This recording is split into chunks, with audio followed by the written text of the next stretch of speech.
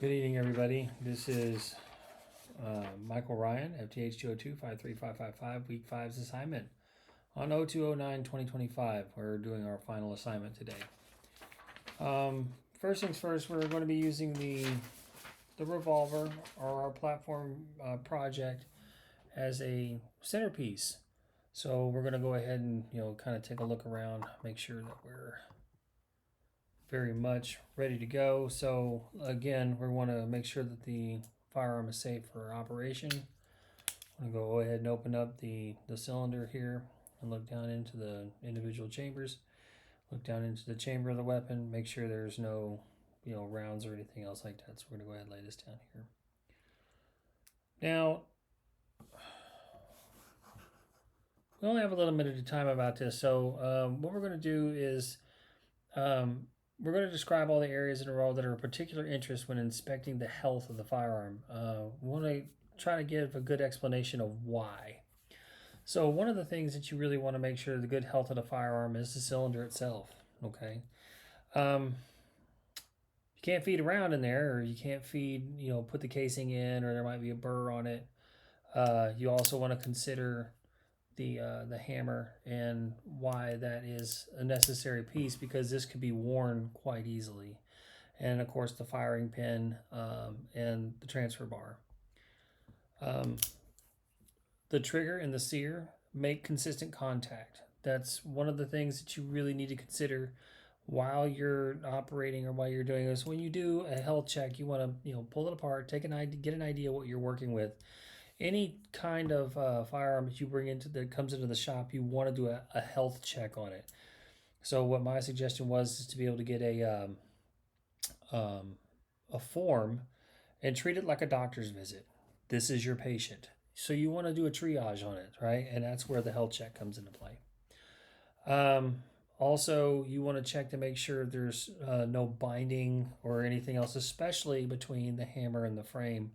One thing I noticed that while we were doing our project is when we did the parts where it would make contact, I had a lot of contact between the hammer and the frame here. And of course, getting the stones out to polish those down and remove those burrs and, not block the natural curvature of the frame itself.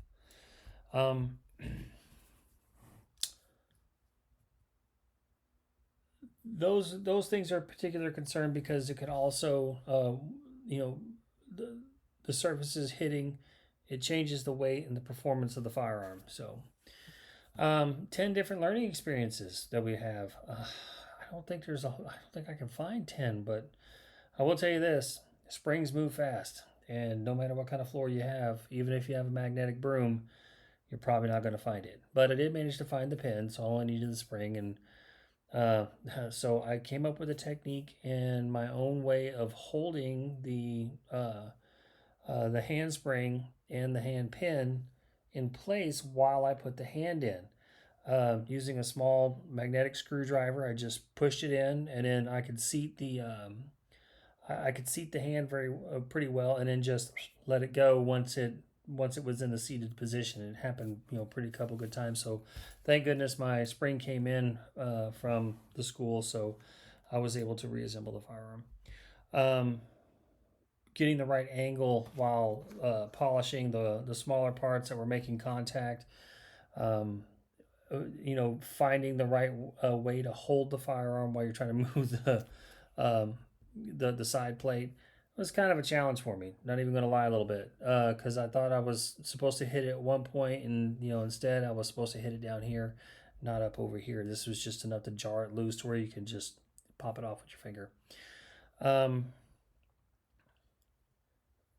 Removing all the components was a definite learning curve. I mean, I'm great with semi-autos, but goodness gracious, there's a lot of timing and a lot of extra stuff that's involved in here, and little small tips, tricks, and tactics on how to remove, say, the cylinder stop because it will get stuck, or even the trigger itself. It gets locked in place, and you really have to finesse it out. And they say finesse in the videos, but it depends upon your level or your thought of finesse.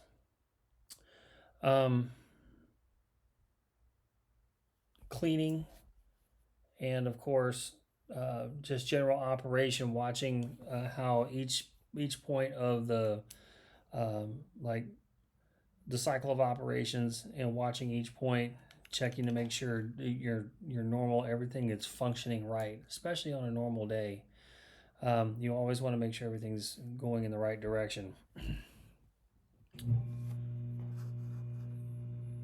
As far as unique features, um, as revolvers go, I have a revolver that was built back in the 1950s. It's a Smith and Wesson 38 special, but it's a 6-inch barrel. It was a service revolver.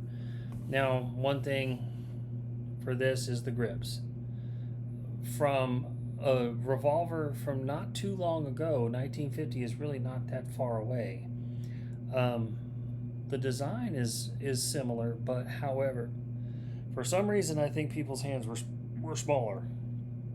The grips being what they are, rubber hardened rubber, but they're thicker to the point where you can actually hold on to it. Now, what we did do in this project is we also took the performance, or took the normal springs out of here and put performance low powers in, which changed the entire aspect of the gun. Also, once you shaved down and polished a few areas, especially here, the trigger pull was quite weighty. And fortunately, once we shaved down everything, placed the new springs in, the trigger pull lost some weight. We're talking on average about almost a full 2.5 pounds. Because it just doesn't take much to just to go. Like, there was hardly any pull. There's a significant change to this.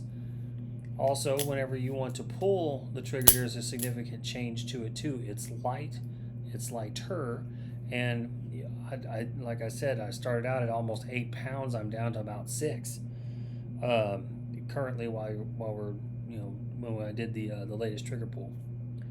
Um, like I said, the features of this: it's lightweight, easy maintenance, and can be carried in a multitude of different things. It's good for personal defense or even target shooting. All right, but as far as personal defense, I would highly recommend getting the triggers redone, because not everybody is going to be quick enough to pull or pull the hammer back in order to make it go single action. Um, so far, it's been like, I've never been one to really enjoy revolvers, but this one I don't mind so much, especially after I've actually gotten a chance to pull it apart, work with it, see how it operates, and see how easy it is to work on. I think I'm going to get a couple of these down the road. I've investigated some pawn shops to identify uh, some used firearms that will be inexpensive enough for me to work on. So if there's an issue, I didn't really lose out too much, but it will give me a chance to work with the material, the metal, how to repair things, especially if they're broken. So I really enjoyed this class. Thank you for being so quick on the draw whenever, especially it came down to email response, and of course the spring gate is what I would call it. I look forward to doing the next couple of courses with the firearm with a handgun specialty class, and hope you enjoyed this video. Thank you.